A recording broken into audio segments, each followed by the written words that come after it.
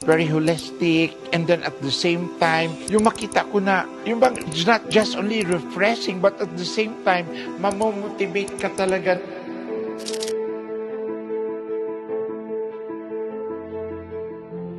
First and foremost, I would like to say talaga na at the very first day na dumating kami dito, talagang naging speechless ako.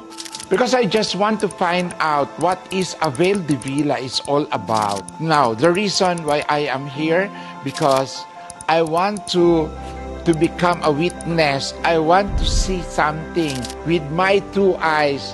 I can say na talagang ibang-iba po talaga. And then, mas lalo pa ako nagporsige talaga. Yung makita ko na very holistic, and then at the same time, yung bang, it's not just only refreshing, but at the same time, mamomotivate ka talaga na, ito ba yun?